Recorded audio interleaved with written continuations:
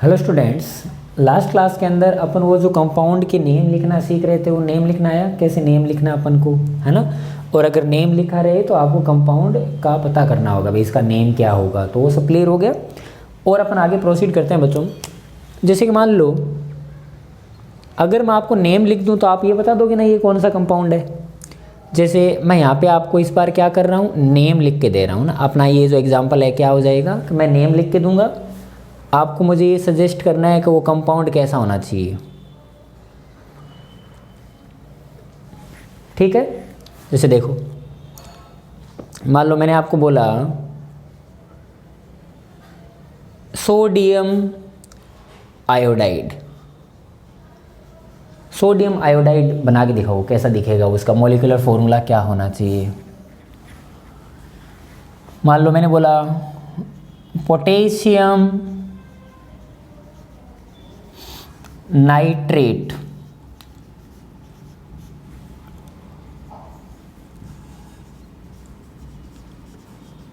Potassium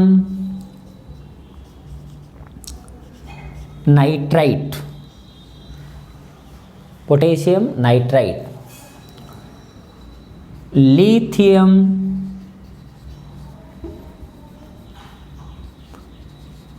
perchlorate.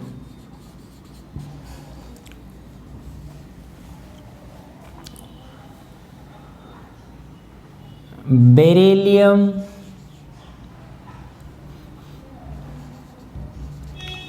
Sulphate.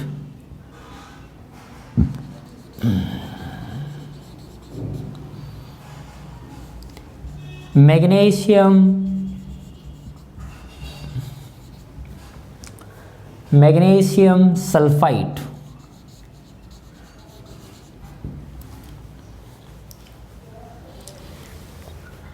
Name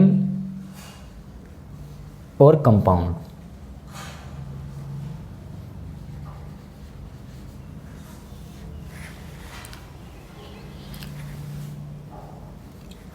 calcium chloride. Calcium carbonate.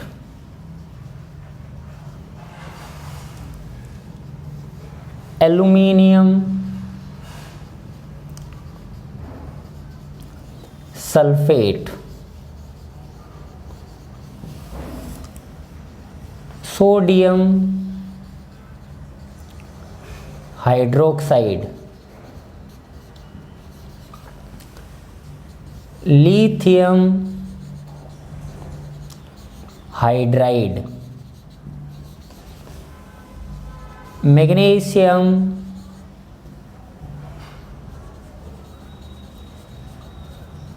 Hydroxide.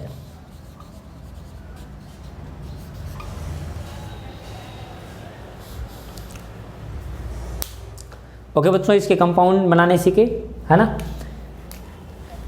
ये sodium और iodide, याद करो सोडियम आयन कैसा होता है, Na प्लस वन का चार्ज आता है। आयोडाइड किसे बोलते हैं बच्चों, I माइनस। बाद में क्या करना होता है, ऐसे क्रॉस कर दो तो बोले 1:1 ही आएगा, कोई प्रॉब्लम नहीं है। तो सोडियम आयोडाइड का मॉलिक्यूलर फॉर्मूला हो जाएगा NaI। चलो पोटेशियम नाइट्रेट। पोटेशियम क्या होता है भाई, तो बोलेंगे पोटेशियम होता है सर K+1। नाइट्रेट किसे बोलते हैं, तो बोलेंगे नाइट्रेट बोलते NO3-1। तो बोलेंगे फिर से वही हो गया, ऐसे क्रॉस करेंगे तो 1 लिखने की ज़रूरत नहीं है। तो आपके पास क्या फॉर्मूला बना, तो बोलेंगे KNO3 potassium nitrate. Potassium nitrite क्या होता है, तो बोले पोटेशियम तो K+ ही होता है, लेकिन नाइट्राइट बोलते हैं NO2- को, NO2-1 को, है ना। तो फिर मैंने देखा ऐसे क्रॉस करके तो मुझे क्या पता चला, KNO2। लिथियम पर क्लोरेट, तो लिथियम तो क्या होता है Li+1, पर क्लोरेट क्या होता है बच्चों, Cl O4 -1, तो ऐसे क्रॉस कराया तो क्या पता चला LiClO4। लिथियम पर क्लोरेट, बेरेलियम, बेरेलियम में बच्चों एक वाई और आता है, बेरेलियम किसे बोलते हैं, Be, बताओ चार्ज बोलो, +2। सल्फेट किसे बोलते हैं, SO4 -2। तो आप अगर इसको क्रॉस कराएंगे अपन तो देखो ऐसे लिख सकते हैं इसको, Be2SO4 का ट्वाइस। लेकिन जब भी ऐसे मान लो जैसे +1 -1 आ गया तो 1:1 ही हुआ, जैसे +2 -2 आ गया तो रेशियो तो वही हुआ, जैसे +3 -3 आ गया तो रेशियो तो 1:1 हुआ। तो इसलिए अपन ये बार बार लिखने की जरूरत नहीं है 2:2। तो इन शॉर्ट मैं बोल सकता हूँ beryllium sulphate BeSO4, magnesium sulphide Mg+2, magnesium you know what is sulphide SO3 -2।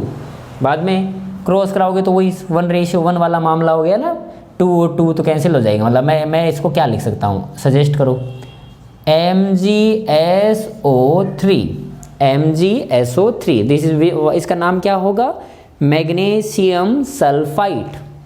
इसमें बोलो कैल्शियम क्लोराइड बनाना हो तो कैल्शियम पे होता है +2, Cl पे बोलो सर -1। कैसे करेंगे, ऐसे करके कर दो। तो आपको क्या पता चला भाई, CaCl2। तो what is the name of this compound, calcium chloride. Calcium तो होता है +2, कार्बोनेट होता है -2। तो अगर मैं ऐसे करूं तो वही बात आ गई, कैल्शियम कार्बोनेट। मैंने यहाँ पे ऐसा क्यों नहीं किया भाई 2 और 2, तो बोले सर रेशियो जब दोनों सेम होते हैं तो उस केस में ऐसा करने की ज़रूरत नहीं है। आपको बच्चों मैंने एल्यूमिनियम नहीं बताया था, तो आप एल्यूमिनियम चाहो तो ऐड कर लो। एल्यूमिनियम +3 में रहता है हमेशा, है ना, उसके ऊपर हमेशा जो कैटायन आएगा, जो चार्ज आएगा हमेशा +3 आता है, बराबर। अभी के लिए बच्चों ये मत सोचना आपका ये चार्ज आया कैसे है ना, +3 क्यों ही आया है, +2 क्यों नहीं आया, ये सब बातें डिस्कशन अपन करेंगे दूसरे चैप्टरों में। लेकिन फिलहाल अपना काम क्या है, थोड़ा बहुत नाम लिखना आपको आना चाहिए, बराबर है। Al+3 सल्फेट क्या होता है, SO4 -2। तो इस बार सेम नहीं है, अगर ये +3 -3 होता ना तो चलता, लेकिन ऐसे क्रॉस किया मैंने। Al2SO4 का होल थ्राइस, तो this is known as aluminium sulphate. एक मैंने आपको बच्चों एक एनाइन और नहीं बताया था, OH- होता ना, जो OH- उसका नाम होता है बच्चों हाइड्रोक्साइड। सोडियम होता है Na+ और हाइड्रोक्साइड होता है OH-। तो आपको बोलेंगे +1 -1 का ही तो है, तो NaOH, कास्टिक सोडा जिसे बोलते हैं, NaOH, सोडियम हाइड्रोक्साइड। लिथियम किसे बोलते हैं, Li+1, हाइड्राइड बताओ H-। तो इन शॉर्ट अगर बात करें तो क्या लिख सकता हूँ, LiH, this is known as lithium hydride. Magnesium hydroxide बनाना बच्चों, मैग्नीशियम हाइड्रोक्साइड Mg+2 OH-। तो बोलेंगे इस बार तो अलग अलग है, तो ऐसे करना पड़ेगा। तो MgOH का होल ट्वाइस, 2 आएगा इधर, तो इसे अपन ने क्या बोलेंगे, मैग्नीशियम हाइड्रोक्साइड। चलो इसको सिस्टमेटिक नोट करो।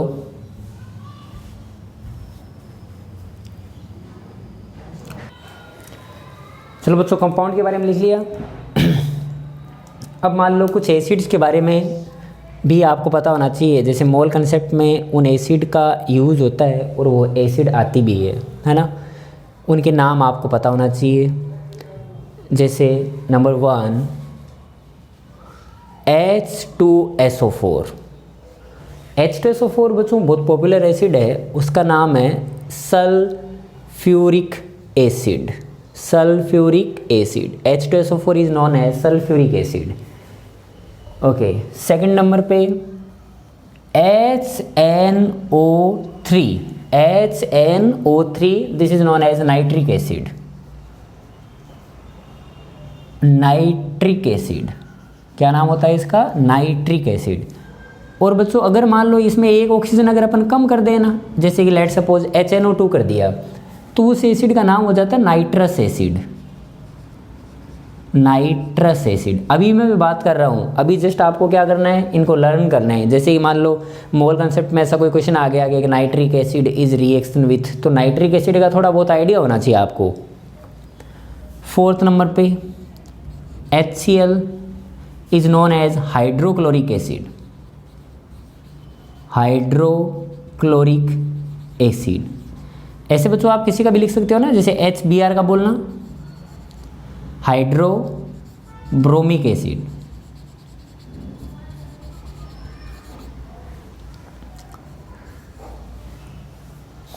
ऐसे कर लोगे। जैसे एक एसिड अपने पास H3PO4, इसका नाम है फोस्फोरिक एसिड। Phosphoric acid. एक एसिड है H3PO3 और एक है H3PO2। देखो एक एक ऑक्सीजन कम करता हुआ जा रहा हूँ मैं ना, तो उनके नेम चेंज होते जाते हैं। जैसे इसका तो होता है फोस्फोरिक और इस एसिड का नाम होता है फोस्फोरस। क्या नाम होता है? Phosphorus acid. और H3PO2 का नाम होता है हाइपोफोस्फोरस। हाइपोफोस्फोरस एसिड। बराबर। इस टाइप से अपन कर सकते हैं। और अगर बात करें तो HClO4 के लिए याद कर लेना, एक HClO3 का नाम कर लेना याद, और एक HClO2 का कर लेना, और एक बच्चों HClO का कर लेना है ना। मैं एक ऑक्सीजन कम कर रहा हूँ, इन चार के और याद कर लेना। इसका तो नाम होता है पर क्लोरिक एसिड और इसका नाम होता है सिंपल क्लोरिक एसिड। इसका नाम होता है बच्चों क्लोरस एसिड। क्लोरस क्लोरीन की एसिड होती है और इसका नाम होता है हाइपोक्लोरस एसिड। Hypochlorous acid. हो गई बात क्लियर है ना। इनके नेम अभी के लिए आप एक बार याद करो, इनको थोड़ा थोड़ा आपको लर्न करना पड़ेगा अभी के लिए। ये नेम कैसे आते हैं इनके बारे में डिस्कशन अपन करने वाले हैं, लेकिन अभी नहीं, जस्ट है ना। अब अपन क्या पढ़ेंगे? Law of chemical combination.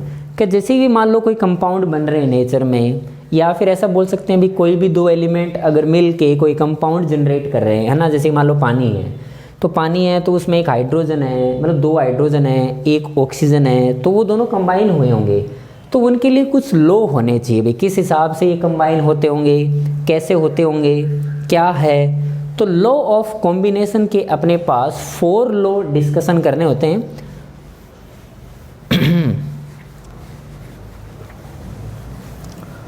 Law of chemical combination, heading लिखो।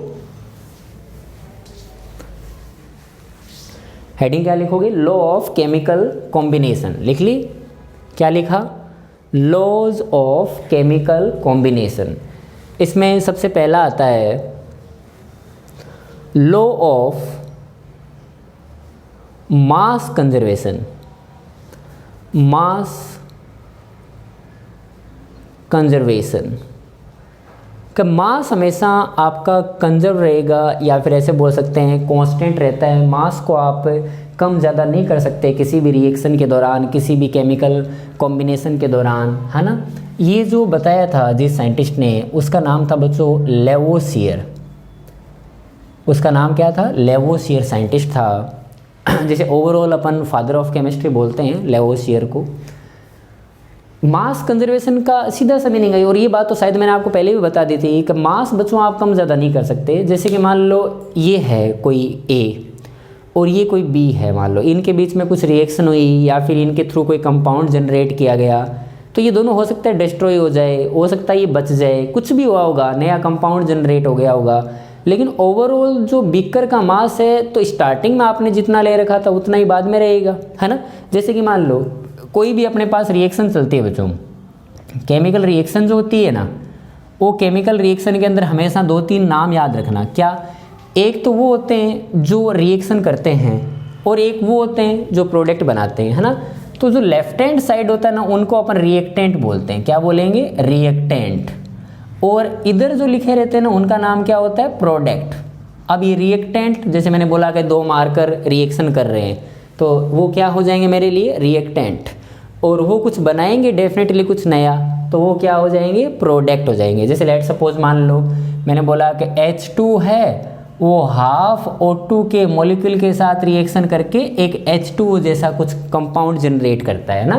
तो ये जो लेफ्ट हैंड साइड लिखे हुए हैं these are known as reactant, इन्हें अपन क्या बोलेंगे? रिएक्टेंट है ये। और मेरे लिए H2 क्या है? एज ए प्रोडक्ट है, प्रोडक्ट। तो राइट हैंड साइड वालों को क्या बोलेंगे? प्रोडक्ट। लेफ्ट हैंड साइड वालों को क्या बोलेंगे? Reactant. According to mass conservation, अगर मान लो स्टार्टिंग में आपने मान लो जो भी मास लिए रिएक्टेंट्स का, आफ्टर सम टाइम अगर मान लो रिएक्शन कंप्लीट हो गई है तो भी कोई बात नहीं है, और अगर मान लो रिएक्शन कंप्लीट नहीं हुई है तो भी कोई बात नहीं है, लेकिन मास तो इनिशियली जितना आपने लिया था उतना ही उस बीकर का रहेगा। मास कभी भी कम ज़्यादा नहीं हो सकते। ये मास कंजर्वेशन रूल होता है। क्लियर है? इसके बारे में स्टेटमेंट लिखें। क्या स्टेटमेंट बोलना चाहोगे? It state that initially mass of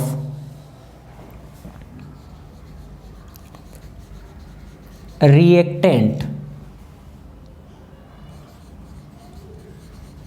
taken is always constant throughout the reaction. जब रिएक्शन चलेगी तो इनिशियली आपने रिएक्टेंट का कितना मास लिया है वो उतना मास हमेशा कांस्टेंट रहने वाला है, वो कम ज़्यादा नहीं हो सकता, है ना।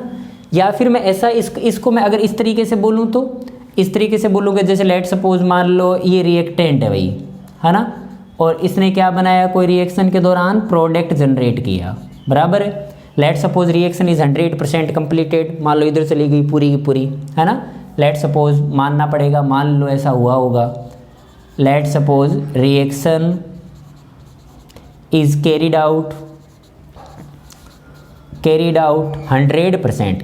100% का मतलब है all reactant is converted into product. Okay, in that case अपन क्या बोल सकते हैं? Mass of initially taken of reactant, आपने कितना मास लिया था, पूरा का पूरा किस में कन्वर्ट हो जाना चाहिए? वो मास ऑफ प्रोडक्ट, जो आपको प्रोडक्ट मिला है उसमें। क्या बोलते हो बच्चों? इज इट क्लियर और नॉट? कर पाओगे इसमें? फॉर एग्जांपल देखो, let suppose carbon react with oxygen and make CO2, ऐसा हुआ। लेट सपोज कार्बन इज 1 मोल, है ना, 1 मोल है, तो 1 मोल का मतलब कार्बन के कितना हो जाएगा? बोलो इसका मास कितना होगा? 12 ग्राम। ऑक्सीजन का बोलना 32 ग्राम। Let suppose reaction is completed after some time, carbon and oxygen is completely converted into CO2, then इसका मास कितना होना चाहिए भाई? तो बोलेंगे इस कार्बन का कितना होता है? 12, और एक ऑक्सीजन का कितना? 16, 32, तो कितना आया? 44 ग्राम। तो 44 ग्राम उतना ही मिला ना जितना आपने लिया था मास। तो initially mass of reactant which was taken initially is just equal to mass of product. ऐसे कर पाओगे? ये मास का कंजर्वेशन का रूल है, कभी मास कम ज़्यादा नहीं हो सकता, मास की तो पॉसिबिलिटी नहीं है। जैसे मान लो लेट सपोज कैल्शियम कार्बोनेट, इसे जब हीट करते हैं तो कैल्शियम ऑक्साइड और CO2 रिलीज होनी स्टार्ट हो जाती है, बराबर है। यहाँ पे कैल्शियम का बच्चों ऐड करना कितना है इनिशियल? तो बोलेंगे 40 और 12 और 16 3 जा, टोटल मिला के 100 ग्राम हो गया, टोटल मिला के 100 ग्राम हो गया। अब मान लो ये ब्रेक हो गया, ठीक है, ये बात ठीक है भाई 100 ग्राम मान लो पूरा कम्प्लीटली हीट किया तो 100 ग्राम ही आपको मिलना चाहिए ना ओवरऑल। तो कैल्शियम का 40, ऑक्सीजन का 16, तो टोटल कितना हो गया? 56 ग्राम। और CO2 का भी आपने बताया 44 ग्राम। तो ओवरऑल तो ये 100 है, वो एक अलग बात है कि ठीक है ये ब्रेक हो गया, या फिर ऐसा बोल सकता हूँ कि टुकड़ों में टूट गया, लेकिन मास तो कंजर्व रहना चाहिए, मास कम ज़्यादा नहीं होना चाहिए फाइनली।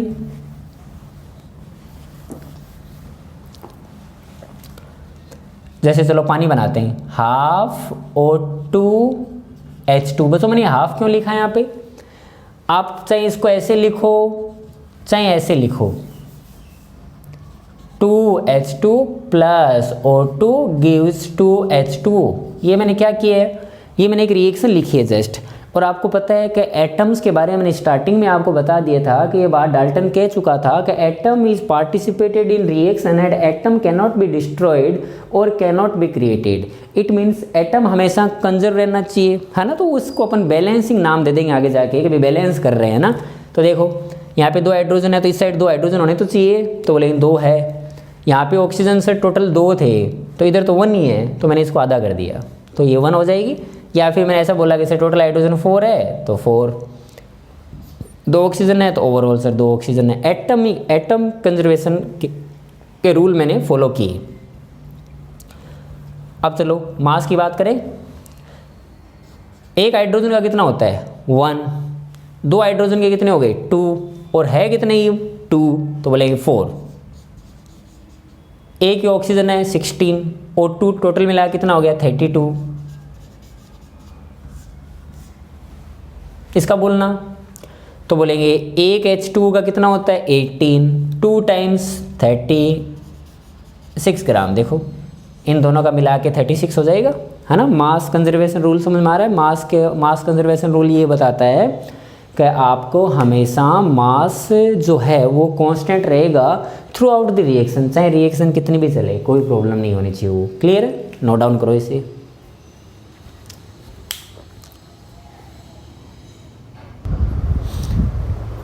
चलो बच्चों 2 मैंने और लॉ लिख दिए ताकि अपना टाइम बचे, इसलिए मैंने जो थ्योरी थी वो पहले लिख दी।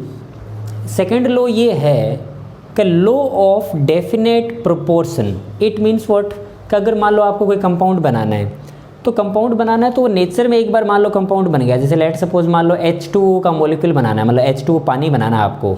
तो पानी बनाना है तो आपको पता है कि पानी बनाने के लिए H2O के वाटर मॉलिक्यूल बनाने के लिए 2 हाइड्रोजन चाहिए और 1 ऑक्सीजन चाहिए, जिसका हमेशा अपन को अगर मोलिकुलर वेट लेना होता है तो अपन 18 लेते हैं और उसका मोलर मास लेता होता है 18 ग्राम लेते हैं। ये बात सही है।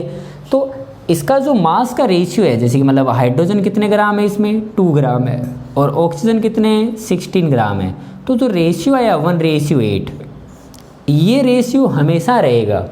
इट मीन्स कि इस बात से कोई फ़र्क नहीं पड़ेगा कि आप ये पानी कहाँ से लाए हो। जैसे कि मान लो उसका जो सोर्स है वो क्या है, वो सोर्स डिफरेंट हो सकता है, बट अगर वो है H2O तो उसमें डेफिनेटली 2 ग्राम हाइड्रोजन होगा और 16 ग्राम ऑक्सीजन होगा, चाहे उसका सोर्स कुछ भी क्यों ना हो। जैसे अगर मैं बात करूँ कि भाई ये H2O बच्चों कहाँ से आ सकता है, मान लो आपने सी से लेके आए, है ना, या फिर मान लो बच्चों इसको आप समुद्र से लेके आए, है ना, इसको मान लो कोई लेक से लेके आए, या फिर आप पानी और कहाँ से लेके आ सकते हो, मान लो पानी आप कोई बरसात का पानी लेके आए, रेन वाटर लेके आए, या फिर बच्चों चाहे काला नाला का पानी ले आओ, है ना, उसके अंदर H2O के अंदर हमेशा 2 ग्राम हाइड्रोजन होगा, 16 ग्राम ऑक्सीजन होगा। ये बात फिक्स है, बराबर है। ये बात लिखी हुई है कि इट स्टेट दैट कि केमिकल कंपाउंड कोई भी अगर बनता है तो उसमें एक डेफिनेट कंपोजिशन होता है, डेफिनेट मास होता है उसका,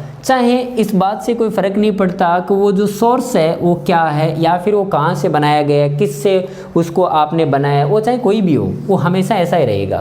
क्लियर है। अब जैसे कि मान लो अगर मैं बात करूँगा CO2 बनानी है तो बोलेंगे CO2 सर आप चाहे कोई भी रास्ते से बना लो, अगर मैं कार्बन को बच्चों ऑक्सीजन के साथ जलाता हूँ, बर्न करता हूँ तो भी CO2 मिलेगी। तो ये CO2 में भी फिक्स है कि सर कार्बन है ऑक्सीजन है, कार्बन जो है वो 12 ग्राम है और ऑक्सीजन जो है वो 32 ग्राम है। इट मीन्स मैं ऐसा बोल सकता हूँ कि 3:8 है इसमें कार्बन और ऑक्सीजन का रेशियो।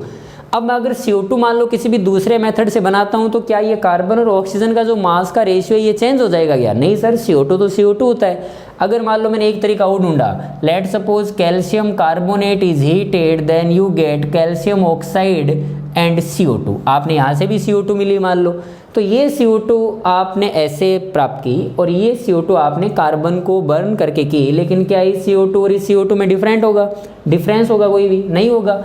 इसमें भी बच्चों कार्बन और ऑक्सीजन का रेशियो तो 12:32 ही होगा। ये बात ठीक है। और अगर ऐसा है तो आपको पता होना चाहिए, वैसे इसी को बोलते हैं अपन डेफिनेट कंपोजिशन। नेक्स्ट क्या आता है? नेक्स्ट आता है बच्चों लॉ ऑफ मल्टीपल प्रोपोर्शन। इसमें ऐसा लिखा है कि जैसे लेट सपोज मान लो कोई आपके पास दो एलिमेंट ले लो, जैसे मैंने एक नाइट्रोजन और एक ऑक्सीजन लिया, इन दोनों से बना के आप कोई डिफरेंट कंपाउंड बनाने, आपको अलग अलग टाइप से जो दिखे, जैसे कि मान लो मैंने बनाया N2O और एक मैंने बनाया NO, ये दो बनाए मैंने, ठीक है ना। अब इसने ऐसा बोला कि एक का मास आप फिक्स कर दो, जैसे कि मान लो अगर मैं बात करूं N2O की, तो इसमें कुछ नाइट्रोजन है और इसमें कुछ ऑक्सीजन है। अगर मैं NO की बात करूं तो डेफिनेटली इसमें कुछ नाइट्रोजन है और इसमें कुछ ऑक्सीजन है। When two element form two different compound. अब आपको क्या करना है बच्चों, इसमें नाइट्रोजन कितना है? 2 नाइट्रोजन है तो कितना हो जाएगा? 28 ग्राम हो गया। इसमें ऑक्सीजन कितना है? तो एक ऑक्सीजन है तो 16 ग्राम हो गया। इसमें नाइट्रोजन अकेला ही है तो बोलेंगे इसमें 14 ग्राम हो गया। इसमें ऑक्सीजन 16 ग्राम हो गया, है ना। अब आपकी इच्छा है, चाहे आप नाइट्रोजन को फिक्स कर लो चाहे आप ऑक्सीजन को फिक्स कर लो, एक का मास फिक्स कर दो, एक का मास क्या कर दो? फिक्स कर दो। तो किसका करूं? आपकी इच्छा है। इसमें तो दिख भी रहा है, यहाँ पे इसका 16 ग्राम, यहाँ पे इसका 16 ग्राम। तो इस वाले कंपाउंड में जो नाइट्रोजन है और इस वाले जो कंपाउंड में नाइट्रोजन है, इनका जो रेशियो आएगा वो सिंपल रेशियो आना चाहिए, ऐसा उसने बताया। तो 28:14 सिंपल ही है। कहने का मतलब फ्रैक्शन में नहीं आना चाहिए। मल्टीपल प्रोपोर्शन का एक ही बात कहनी थी कि जो आप यहाँ पे ये इंडेक्स लिखते हो ना, ये इंडेक्स कभी फ्रैक्शन में नहीं होना चाहिए, क्योंकि अगर वो फ्रैक्शन में हुआ तो उसका रेशियो भी फ्रैक्शन में आया। लेकिन इसने तो बोला कि सिंपल रेशियो आना चाहिए। सिंपल का मतलब कोई इंटीजर टाइप ही आना चाहिए, चाहे वो रेशियो कुछ भी हो। तो ये 2:1 आया, 2:1 आया which is simple ratio. Is it clear? when two different element combine to form two different compound, then if you make the fixed mass of one element, then the ratio of another different element will be simple। वो होना चाहिए, simple ratio होना चाहिए। तो इस type का अगर कभी हुआ तो उसे अपन क्या बोलेंगे? Multiple proportion law. इस लॉ को बच्चों किसने इंट्रोड्यूस किया था? इसको इंट्रोड्यूस किया था डाल्टन ने बात बताई थी ये।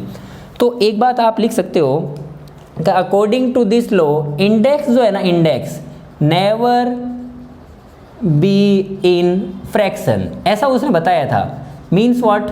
कि इसके अकॉर्डिंग कभी ऐसे कंपाउंड्स नहीं हो सकते जैसे A2O3 ये सब मिलेंगे, जैसे A2B3 इस टाइप के कंपाउंड मिल सकते हैं, लेकिन ऐसा नहीं हो सकता कि A और यहाँ पे 0.2 और O ऐसे करके, विच इज़ रॉन्ग। तो बोलेंगे क्यों? कि index can not B fraction. But ये बात गलत थी, ये बात उस टाइम तो नहीं पता थी जब ये डाल्टन ने बात बताई थी। डाल्टन ने ऐसा बोला कि ऐसा कभी फ्रैक्शन में नहीं हो सकता, लेकिन जब 12th में अपन आते हैं तो इस टाइप के भी कंपाउंड्स अपन को देखने को मिलते हैं, फ्रैक्शन में भी उनका इंडेक्स हो सकता है। But at that time according to multiple proportion rule the index never be in fraction, कभी भी फ्रैक्शन में नहीं हो सकता। चलो एक एग्जाम्पल और समझाओ इससे। जैसे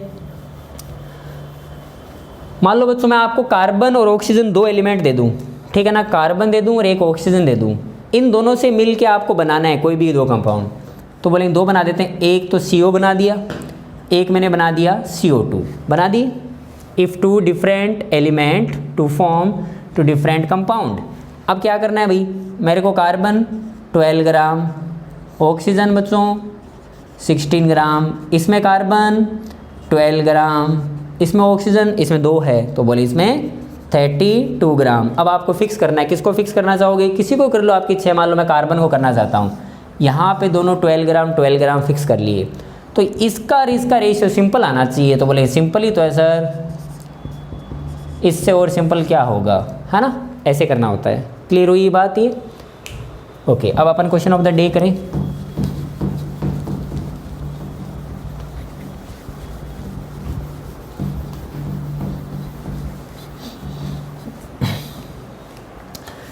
लिखो बच्चों question of the day.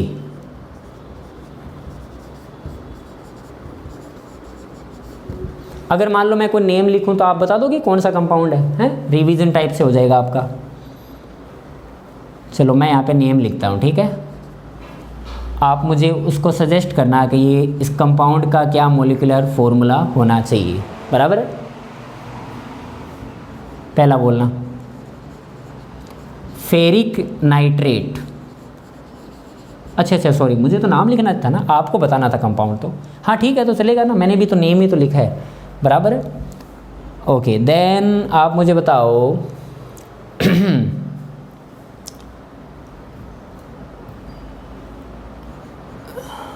Calcium phosphate.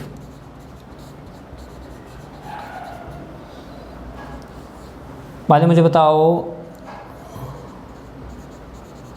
Sodium hydride. चलो शुरू हो जाओ, ये तीनों के यहाँ पे लिख के आपका आंसर सही माना जाएगा अगर आपने सही बताया है तो, ठीक है। ओके बच्चों, और कल है ना, आप एक काम करते हैं, डीपीपी स्टार्ट करेंगे अपन अपने बच्चों। आईपीसी की डीपीपी कहाँ तक हुई थी? मेरे हिसाब से 4-5 हुई थी ना। उसके आगे की अपन है ना कल ऐसे मान लो 5 डीपीपी स्टार्ट करेंगे, 5। उसके आगे की कितनी? 5। तो मैं जब लेक्चर स्टार्ट करूँगा तो डीपीपी से स्टार्ट करूँगा, आप डीपीपी पास में लेके बैठना। और आज रात को आपको जो भी डाउट है ना डीपीपी में मुझे भेज देना, ताकि मैं कल उसको सॉल्व करूँ ना, तो मेरे को पता लग जाएगा हाँ भाई इस बालक ने ये डाउट पूछा था, बराबर है। चलो बच्चों, थैंक यू।